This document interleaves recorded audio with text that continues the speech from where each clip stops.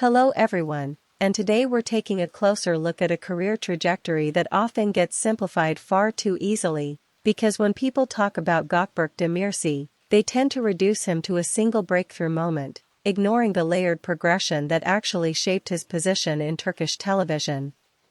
His rise through the daily drama format, especially with Yemin, did not simply hinge on popularity but on endurance, consistency, and the ability to sustain emotional tension across hundreds of episodes, which is a very different discipline compared to primetime series.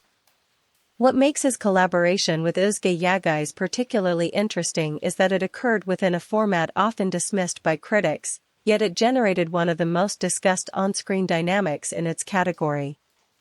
Their chemistry became a focal point not because it followed conventional romantic tropes, but because it developed gradually under narrative constraints that required subtlety rather than dramatic escalation. In interviews and audience discussions, it becomes clear that viewers were not just reacting to scripted romance, but to micro-expressions, pauses, and restrained performances that felt unusually authentic for a daily production.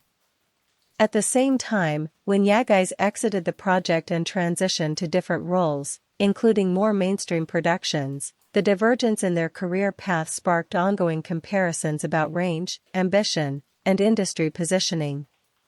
Some viewers interpreted Demirci's continued association with similar formats as a limitation, while others argued it demonstrated strategic consistency in a highly competitive environment where stability itself is a rare achievement.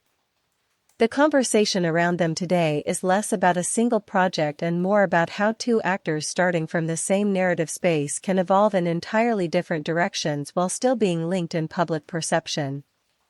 So the real question is not who succeeded more, but how differently success can be defined in an industry that constantly reshapes its own standards. What do you think matters more in the long run, reinvention or consistency?